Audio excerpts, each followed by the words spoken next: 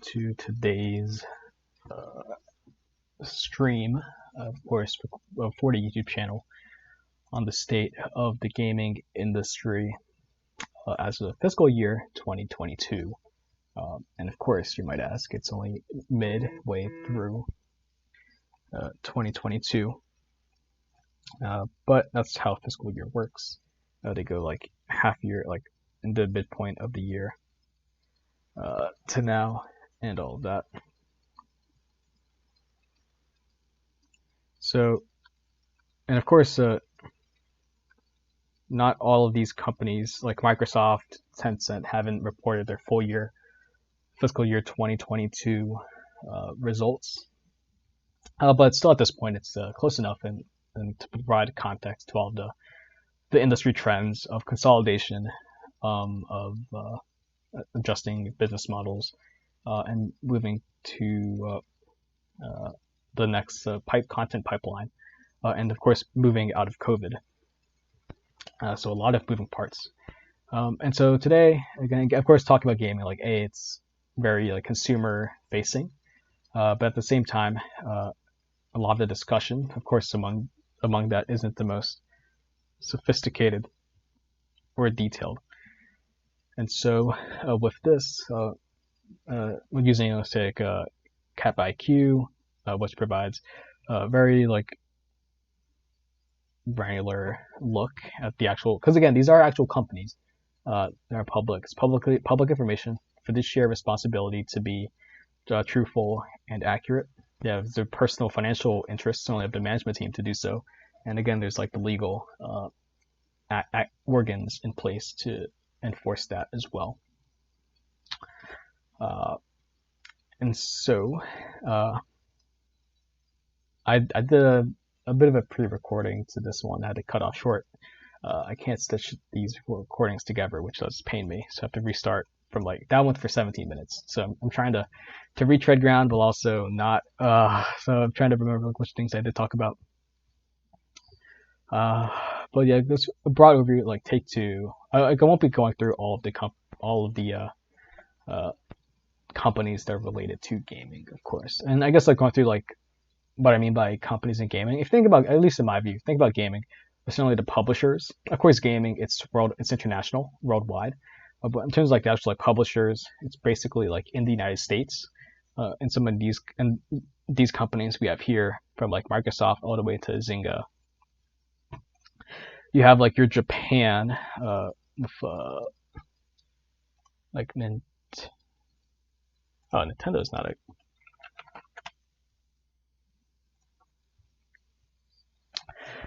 Japan, Nintendo, Sony, Sega, Konami, Namco, those guys as players in the space.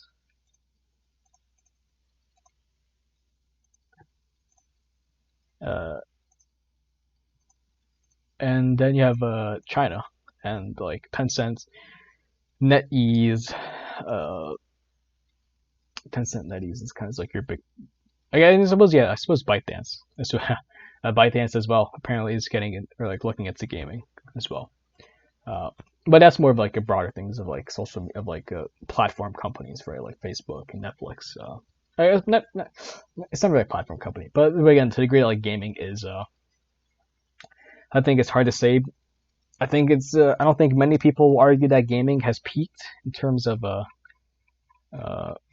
it's we're not at peak gaming. Who knows if we're at peak oil? Again, probably not. But are we at peak gaming? Again, I'm not sure you'll find anybody that'll take that view.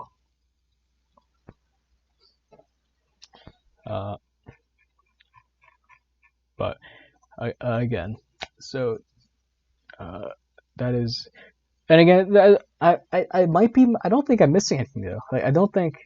In terms of major, 10 billion plus enterprise value or capitalization, I can't think of a Latin American gaming publisher. There's definitely gaming studios, but in all these in South America, LATAM, MENA, Middle East, North Africa, Australia, Africa. But in sense, it's not to the point of being at these guys, right? And again, it's kind of like, well, again, like why start up something new when you're probably likely going to be part of one of these existing players for your distribution, for your financial support, at that point. Right. So again, but if there is a player in those spaces, then definitely please let me know, because it's definitely in the same way that I under index to the realities of mobile gaming. I also have for a behavioral bias, right, of forgetting about mobile, than to geographical bias. I'm definitely not immune from those biases, fully. So please call me out in the comments if I am missing anything, or if I'm missing examples. I guess and I think one big point as we go through into the earnings presentations of these companies, I just want to say that when you're talking about publishers, or these industry decisions and choices, when you have publicly available information, why not use it? To help inform your decision, to provide nuance and clarity. So again, it's so many things are publicly available, and certainly if the end state of a company is to be public, then that's an advantage to use. And then lastly, I think a big theme of the gaming industry, as much as people gripe about it or have different views on it, is consolidation, for better or for worse, from whichever view you take as a consumer. But I think this quote from Strauss Zelnick, Take-Two Interactive CEO, is very informative. I'm not going to read it word for word. It would be a bit tight. Seems to be a bit tough to read.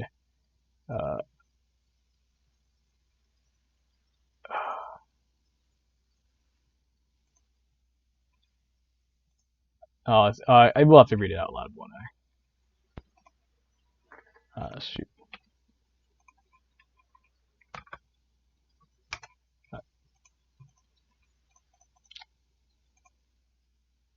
Oh man,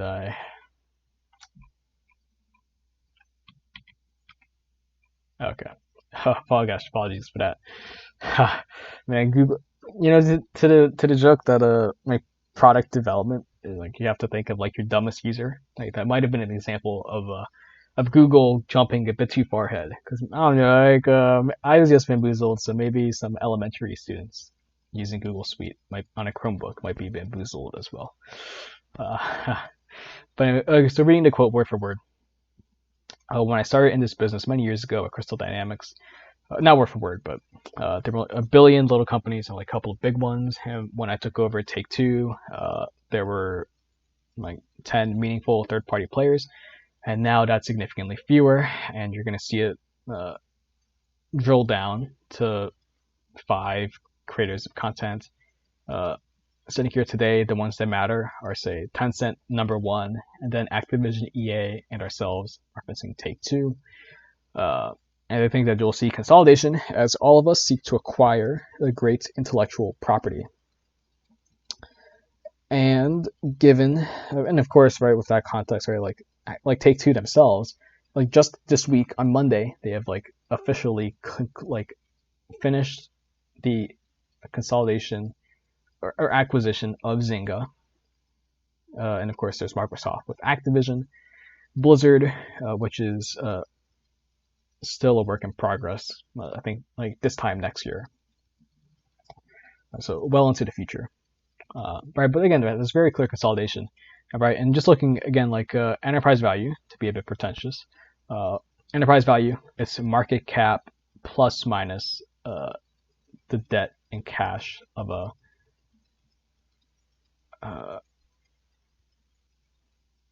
yeah, that's right. Oh gosh, Yeah, it's a more granular look at it. Incorporate more of the companies, a bit more granular. Right. So we're talking about of course Microsoft, right? It's much more than just the gaming division under Phil Spencer, right? But all right, so I guess we're talking about 8 billion more, and I guess this it does show like the actual revenue of these guys, like right, in comparison to, so of course gaming, it's not it's a big pie, but certainly in terms of like the monetization isn't necessarily where it's all there. Right, we're talking about Microsoft, Activision, 50. Well, Activision, it's going to be a 70. It's like 70 billion dollar transaction. Zynga was like smaller, and of course, right, Zynga, like the fact that these numbers don't show up represents that Zynga is no longer publicly traded because it has been acquired. So, but yeah, I think Zynga's like something in the tens of a transaction. Right, and of course, talking about functionally like doubling Take-Two, allowing Take-Two to scale up to EA, right? And so to agree with consolidation, like you need consolidation, like because again, gaming, it's in the entertainment business. The entertainment business is a finite business. It's finite. There's only, again, at the most basic level, there's only 24 hours in a day, right? Only 24 hours. And so if there's only 24 hours in a day, I use most basic level, right? And you're competing for everything else, then it's naturally there's only so many minutes that you can attract, and therefore, and of course, have the value proposition to receive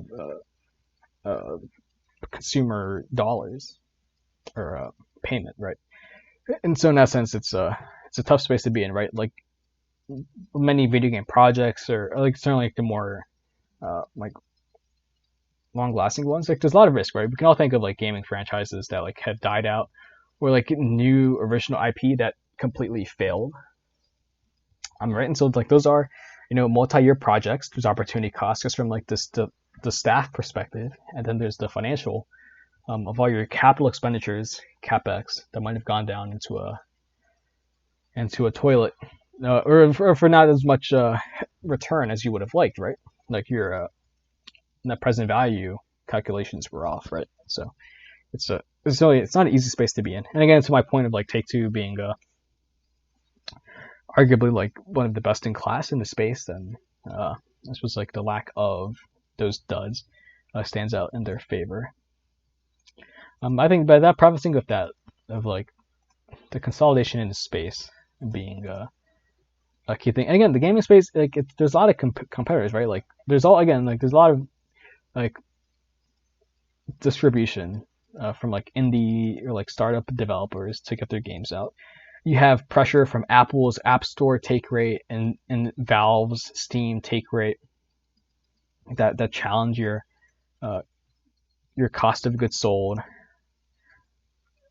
And like where your cost of goods sold is what, 40%, 30%. Like that's not you're not running at like the an insane gross margin compared to say Google or something like that. That's right. So there are some like structural challenges in the gaming space, and so consolidation is it's like kind of the natural progression of as companies as like the distribution of companies, their performance and financial capabilities plays out, but also a reflection of the challenges in the space. And so first up, let's take a look at Take-Two. Again, what I consider to be one of the best in class in this space. And it's interesting to see how like these like these recognizable names that you like hear, I read about how they get represented in the from like a corporate perspective, right? Like Rockstar, 2K, publishing. I guess they're publishing like that, like consumer facing. It's not really talked about there, but to the degree that like these like corporate mumbo jumbo is not the most applicable or like relevant. I just want to say with Take-Two, I certainly give it much more a benefit of the doubt when it comes to that, of being like compelling franchises and different platforms, right? Like platform agnostic, right? Like they console, PC, mobile, right? With Zynga, and a compelling like look at this like content template, right? Arguably pretty compelling. And then again, right? Like again, like shout out, and your specific franchise that you enjoy a lot. I'm sure when it comes to mobile games, the slide will be a lot more logos on it as of in next quarter in 3 months with Zynga, like a Toss in Farmville, right? Or Zynga Online Poker. But again, right, there's co-mission, omission, and so of course, like a lot more content slate, right? Like XCOM isn't a franchise that's discussed. Staff numbers, to the degree that like granularity versus like vagueness is appreciated or unappreciated. I suppose like if you're making errors of commission versus omission, arguably may as well, certainly from like providing as much color as you can, probably best to make an error of commission. And just as a quick point, looking at an income statement, right? Cost of goods sold, relatively flat. Actually has decreased. SG&A has increased, but so to the degree that like where like the increase in headcount reflects itself in your income statement, like it's not the most radical view. This is arguably interesting. It'll be interesting to see if other companies have similar figures, or break out the TAM themselves. But again, to the point that like it's very hard to see that. I don't think there's many people that argue that we are at peak gaming. Are we at peak oil? I'm sure you can argue that. Are we at peak gaming? Arguably not. Is the 5% compound annual growth rate the most impressive? Probably not. I'm sure like electric vehicles, right? Probably like a much higher compound annual growth rate. But again, right, like we're not at peak gaming. And then to the point that we're to the idea that mobile is an underrated aspect of gaming. Again, it's a personal bias. I play FIFA Mobile, but I'm not really a diehard mobile gamer. It's not my primary, and so I guess. But again, mobile is literally like more than half of all gaming, and certainly it's much to the degree that gaming is the non-U.S., even more so outside the U.S. So again, always something that's always underrated. Again, more interesting figures, of course, right? Consulting firms and of course it is arguably. Of course, you're selectively choosing which figures you present, but again, like 40% of the world, lots of hours, gross bookings, not the same as revenue because you have to account for it when it's all of that. And again, right, to the degree that like COVID, right, how much of this stuff is continuing after COVID and all of that. Rockstar, of course, your GTA, and again, to the degree like I'm sure a lot of people play GTA. And they think of like GTA and like the GTA Online. But then like here you are, then like so you have the very consumer facing thing. You think about the decisions that Take-Two makes, and then here you have like again, there's a fiduciary responsibility to be accurate. There's a responsibility or financial incentive to paint a good picture, to tell the truth, because that's what attracts shareholders, to increase share price, reduce the cost of capital, and so you have all of that. Yeah, I think honestly it is probably impressive that GTA is like that has sold that many units. If you think about it, like if you actually read like some of the press releases for like the sales estimates that these guys publish, like when they release a new like AAA title, think about like the units sold. It's what like 10 million units sold, 20 million units sold. Like for that many units, like that is impressive. Again, if you have piracy and all that stuff. I'm not sure how like cloud gaming is reflected, but it is an impressive feat.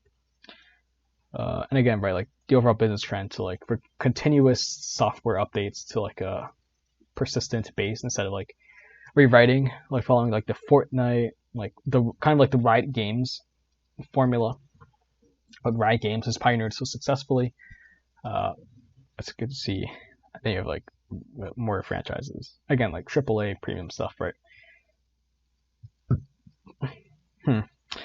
Yeah, and of course these guys point out things that you wouldn't otherwise be able to think about, right? Like haven't really thought about LA Noire in a long time. Here you're talking about that stuff. 2K, sports stuff, again, interesting, right? And then to the degree, right, like 2K's relationship with the NBA, or Take Two's relationship with the NBA is strong. EA with FIFA has dissipated. And again, some of this stuff is immaterial. Like, is this really material? No, XCOM 2 came out a long time, certainly way not in the fiscal year of 2022, right? So some of the stuff is just like filling the space and like flexing the IP portfolio. The private division is interesting, right? Again, this is a publisher, and so it's kind of like again like the more distribution, right? And again, for like more of the titles that you interact with, like Kerbal Space, Outer Worlds, and of course the mobile game stuff, which again is the Zynga. But again, of course, there's way more like under the radar acquisitions. Like Take Two, they wanted to acquire a studio that EA ended up buying. But again, to the degree, right, mobile gaming is a massive pie. It is underrated. We're under indexed.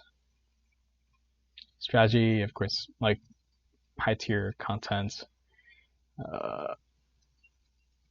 Again, the content pipeline is probably the most interesting thing, and you can like read between the lines to figure out what's going on, what will happen.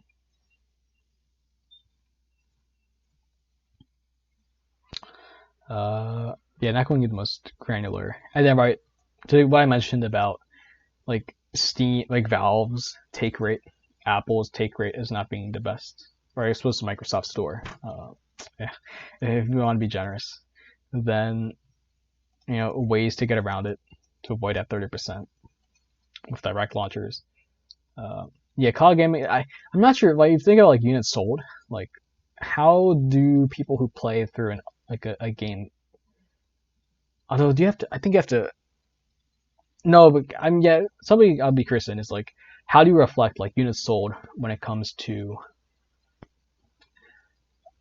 like Microsoft Game Pass, where like you pay the subscription, you have access to all these titles, and so like you don't own GTA, you play GTA through Game Pass. I wonder if that reflects itself in the units sold, or how it's accounted for. Yeah, more in the content pipeline. And yeah, like the Tencent nuances. Yeah, your financials. Don't want to get too deep into the financials. Best Take Two, right?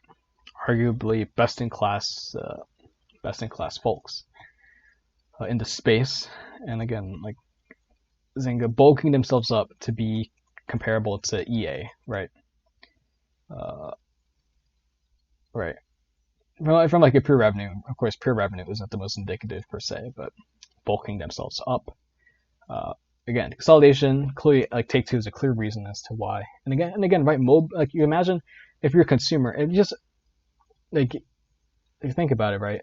Like it's like developing like the next GTA, your Red Dead, like that. It takes like 5+ years to do.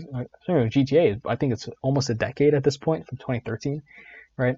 So from a consumer perspective, if you have mobile games that can subsidize the volatility of revenue, of cash flow, of the development cycles, then in that sense, it's a good thing then that Take Two is acquiring Zynga, consolidating the space, because then your AAA titles, their development cycle is subsidized, which means that your wonderful AAA titles get more time to be developed, provides and like Take Two, like again, like high tier, like best in class stuff.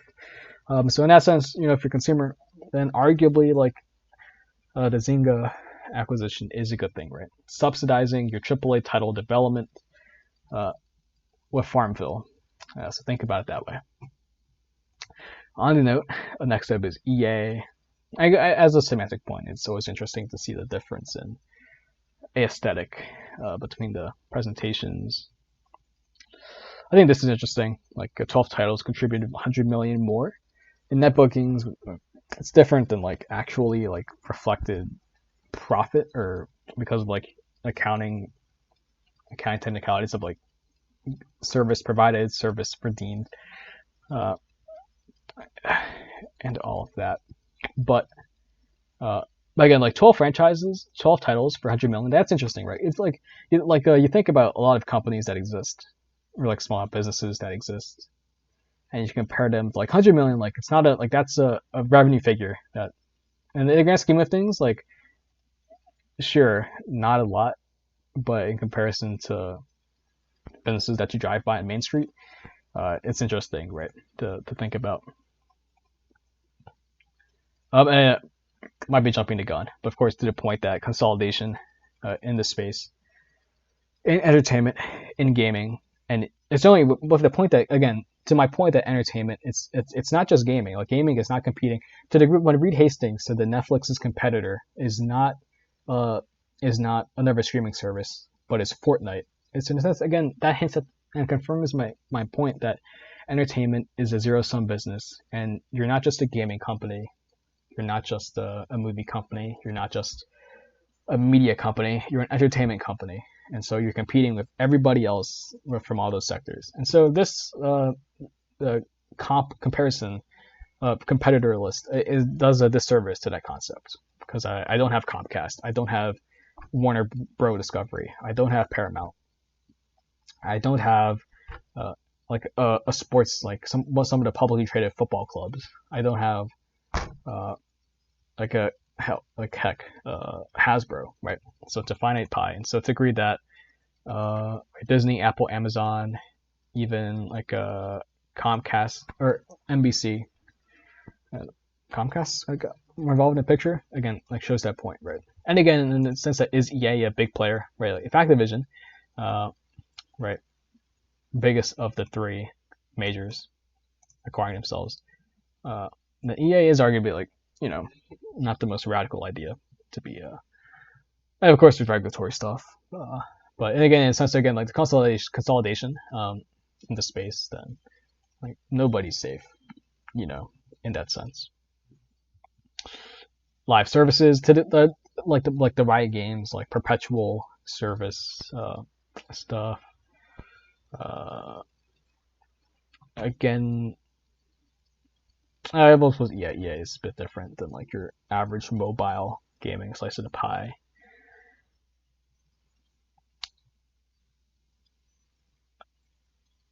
Apologies, I just thrown off by the AB. That's in the appendix. Again, you're looking at like the specific portfolio items that the company chooses to highlight versus what you would think about is always interesting. So content slate. Again, mobile, right? Again, like mobile gaming, you can't escape it. It's not something you think about, but you can't escape it. And then again, to get the actual look at the content pipeline. Not sure. I forget when like their FIFA deal runs out, or like how many more years it goes for. But yeah, soon enough though. And this is an interesting question, like how sticky like EA FC, is versus FIFA versus like is it Konami's PES, Pro Evolution Soccer. So as a granular item to EA, that is interesting, because again, like if you read like EA's like 10K annual report, like FIFA comprises like 20-30% of revenue for EA, which is significant. That is quite material. I mean, not 20. It's like 10 to 20% from what I recall is like of EA's total revenue is just FIFA. And so to the degree that there is uncertainty over it's confirmed that EA is not, like, they're not renewing the FIFA license. It's interesting to see how that works itself out. Again, your employee stuff. and then talking about the next year, and then of course with the war in Ukraine, of course reflecting that guidance. Yeah, EA report definitely a bit less granular, right? Like they did not go into as much detail as Take-Two did, right? Like they did not talk about in as granular detail, right? Like your titles, did not talk about the specific studios, right? Like they did not mention Dice, they didn't mention I forget the specific developer, but like Madden or whomever, right? But so again, that's interesting, right? Like less granular detail, and I think to the degree like that's a reflection of like the management team, right? And like Strauss Zelnick, he's a media guy, like private equity guy, right?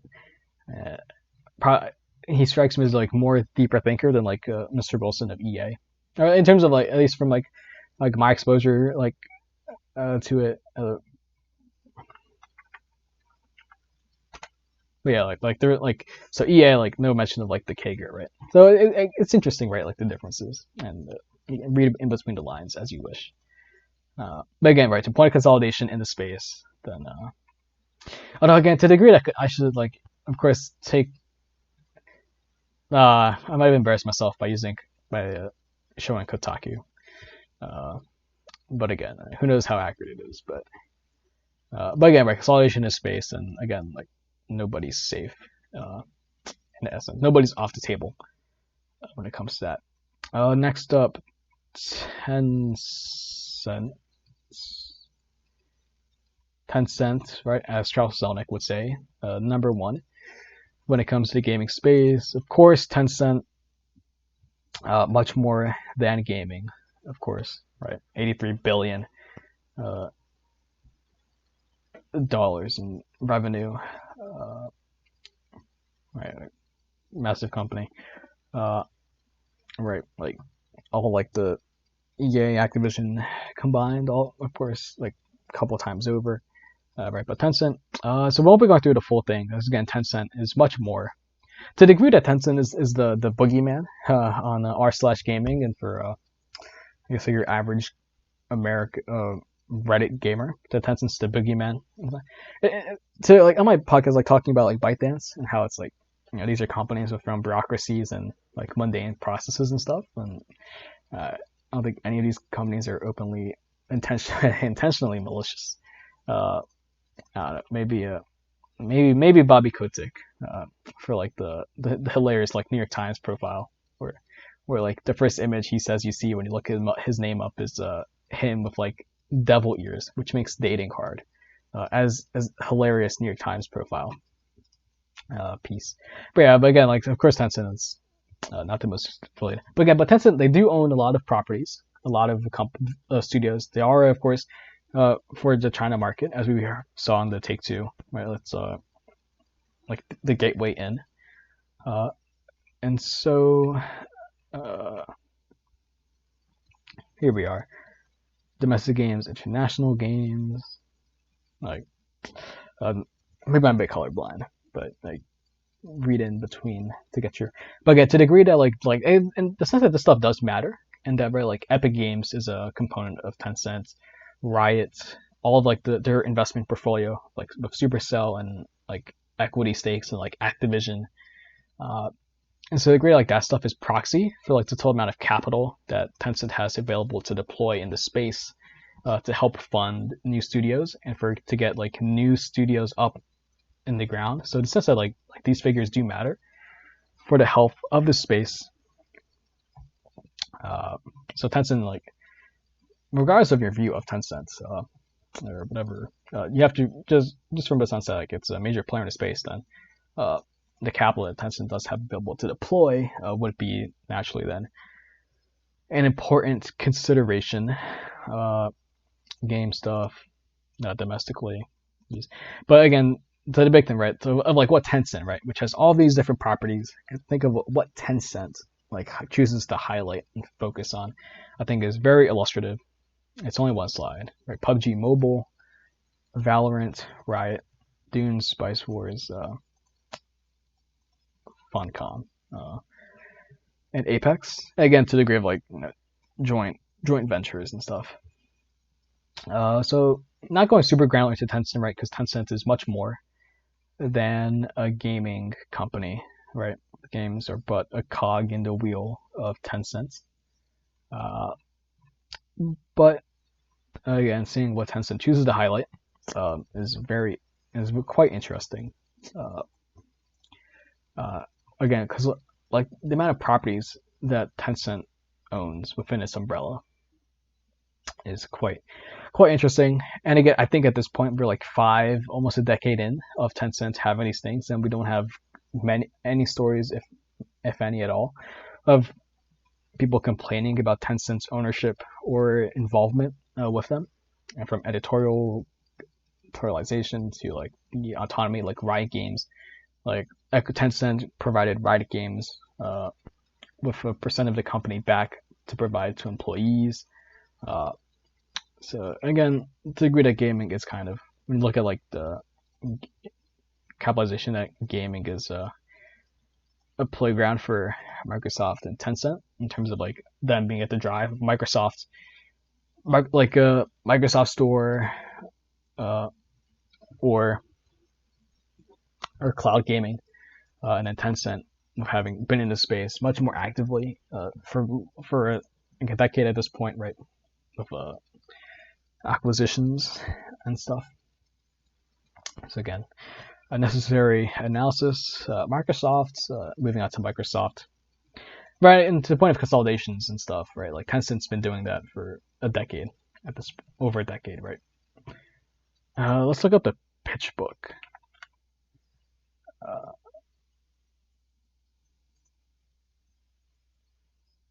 Oh, that was dumb. But to the degree that there's uh, I will show you the pitch book view of Tencent's portfolio, but 37-minute mark. Gotcha. Man, done goofed. But next up, Microsoft. Again, Microsoft, much more than just a gaming company. But Xbox content services increase. And there's much more that's been said about Microsoft's like cloud gaming. So Microsoft, right, like Minecraft from a couple years ago to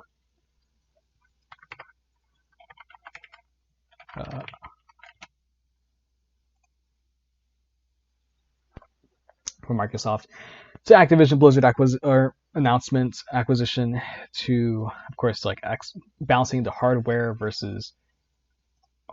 Xbox versus the software of cloud stream gaming. So Microsoft is, of course, a necessary player that, like, frankly, does deserve its own deep dive. The same way that Tencent certainly does deserve. All these guys deserve their own deep dive, but Microsoft certainly to get into like the. And again, I think like the cloud gaming stuff is certainly a very interesting move, and again, it's zero sum. You get to a sense of like when like Take-Two talks about GTA having sold 375 million units, and how that is reflected cloud gaming, right? So it has to be talked about. Next up, everybody favorite company, Activision. Again, properties, all that, the pipeline. Rest in peace, the pipeline. Given how much of a tortured cycle it's been certainly for like some of the bigger stuff, right? Like WoW or Overwatch. Yeah, but I'm not sure how much of a development pipeline you'd have for Candy Crush, right? Through King. But yeah, shout out to Activision Blizzard and like Mr. Kotick where it's due. Like the acquisition of King back in like 2018. So we're talking about mobile. Like respect to them for doing that way back in 2018 for scale. Because if they did not do that deal, like your Activision, like their like top line revenue and stuff would be and like just growth would be very different if they did not acquire King back in 2018. So like shout out where it's due, and like hearing like Take-Two, Zynga now, like respect where it's due. Call of Duty, right? Mobile gaming, right?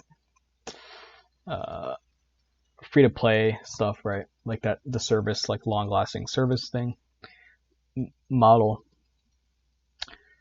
Blizzard, all these specific titles, right?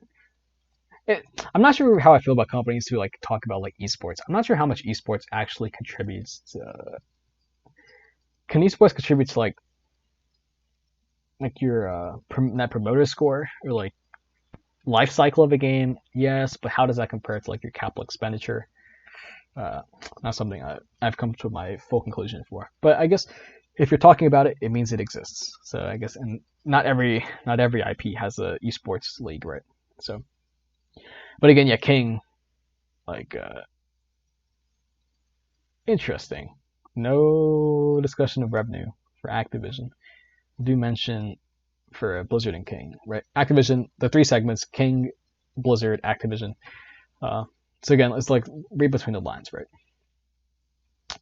But yeah, King, like, again, mobile gaming, King, like, respect to Activision for that. Don't need to get into the financials themselves to get that granular. But yeah, for all the gripe of like companies that like don't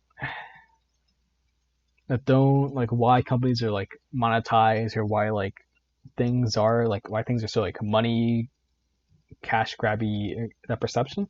Like, we're not talking about like cash creation machines. Like, only 500 million in free cash flow for a 60-50 billion dollar company. Like, that's not a lot. And of course, 500 million is a lot, but in the grand scheme of like your corporate functions and stuff, like these aren't cash generating machines. These aren't Google. Like the cost, like your cost structure. Again, like, you wonder why like Activision has their own launcher, EA has their own launcher. Like, just look at the cost of goods sold as a function of revenue. It's basically 50%. 50% of your revenue goes out the door. And so if your 50% can be reduced to 40, 30%, if the 30% rate goes to 15, like Valve decides to, be less of a take less, or if they go direct to consumer and they get to skip that middleman, just that middleman completely, and your cost structure improves from like half from your gross margin of 50% to 40%. Or I might be, I might be exposing myself, might be going the wrong way, but like improving your gross margins, like, again, it explains a lot, certainly, of like the why companies like to have like their direct to consumer launcher. To the acquisition with Microsoft. Again, right, interesting, right? Like, the TAM's the same as Take Two, or like user. Yeah, Game Pass. Yeah, it is definitely like a very impressive thing to think of all these titles again, right? Consolidation of IP into one house, like, it is an impressive content offering, and again, right, Microsoft certainly has the ability to pay for it, or like to incorporate it and all that. Specific corporate, yeah, fiscal year 2023, right? This is fiscal year 2022. So like, at this time next year, expect it should close at that point. Yeah, Microsoft, Activision. So again, interesting what they highlight, and what titles they specifically choose to focus on and to highlight. And lastly, wasn't going to really talk about these guys, but Roblox, I think, must be talked about, to the degree that Roblox, it's a pretty cool thing, right?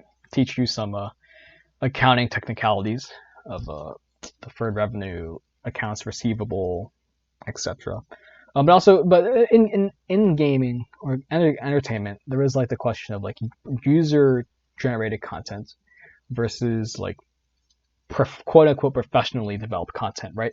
You have like TikTok versus Netflix content. You have like reality TV stuff with like Discovery, or I guess Warner Bros. Discovery at this point, versus like HBO, right? Same parent company, so not like a mano a mano, right? But you kind of have that view, right? And like Roblox, right? Procedurally generated content versus like developed AAA stuff. It's not a perfect like apples to apples, more of apples to oranges, but it is again like in the zero sumness of this industry. Uh, it is a real jostling of views. Uh, so it should be talked about. Uh, hmm. This is not like this isn't the formal earnings slide. I messed up on clicking the right one.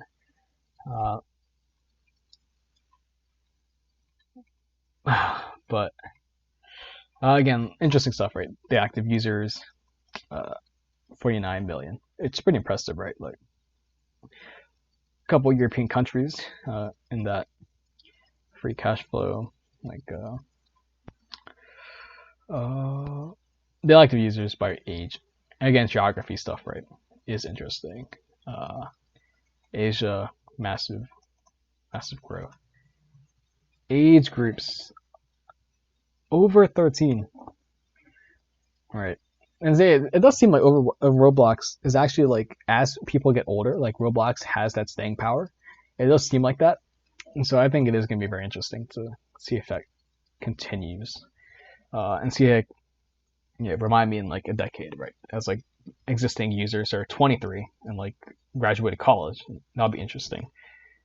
View, of course, like your like COVID, your view on COVID and long lasting. This is interesting in the sense you have like average revenue per user. This is like I guess like a somewhat similar metric, and like $15. $15 is like one of your high activity users. It's a interesting figure to think about.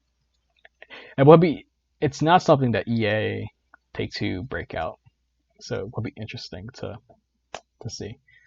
Yeah, you're paying 11 million paying users, 49 daily active, right? So again, you only monetize X% of the stack. Here's like your ARPU there. But yeah, and again, right, like your top line, like you're in the right pie. It's just how much of the pie that you can take and monetize, right? And then like, accounting, stock-based compensation stuff. But yeah, I think that was almost an hour with this. Thank you for if you have tuned in for sticking around and going through wonderful slideshows and nice visualizations. But again, I think we have to what I said, right? Like if you think about gaming and like the corporate decisions that are made, like these guys, like it's of course it's common sense, but like none of these guys are maliciously. There is no malicious intent, and like we're gonna put out a bad product, right? Like that's not the goal. Like does the goal happen potentially inadvertently? Potentially. I'm sure we can all think of a couple examples. But again, like to the degree that, and I think Take-Two, again, like top class, right, kind of encapsulates. But like the value of your IP and the value of and the return of like your capital expenditure projects, which are games, because it takes again money, time, to develop these things, is to have compelling, good quality stuff. I think that is something that all these guys implicitly recognize and aspire to. Of course, execution is a different thing. Execution probably matters more, and so these guys vary when it comes to that. But again, like the shot and goal is there. But again, in that view, consolidation is a important thing to think about, right? To the degree that like GTA 6 will be subsidized by Farmville revenue, or to the degree that Overwatch has been subsidized, Overwatch 2 has been subsidized by by Candy Crush. Like, hey, shout out to Candy Crush. It's is that the view? Like, it's oversimplification, but again, like consolidation of stuff into a single vehicle. Certainly, again, very prominent with the Microsoft acquisition. But something important to think about. And again, it's a gaming zero sum space, only 24 hours in a day, lots of players, uh, lots of players. Of course, wide stratification in financial resources, uh, but as gaming, certainly again, I didn't go slide by slide for all of these guys and their presentations or not even touch like the earnings calls that provide even more color. But again, this is publicly available information, and I think that again for everything, right? Like if you want to have an opinion, then you certainly want to have something to back it up. And so, with this, hopefully, hey, if anything, at the very least, you might have learned. You can say that you've looked at an income statement on a Saturday. But anyway, so thank you for watching. So whether on Twitch or on YouTube, of course. And so thank you for listening. And of course, hopefully, when you play your next gaming title, you can think about the wonderful bigger purpose and the family of which you are working and enjoying the service from. But thank you for listening, and have a great rest of your day.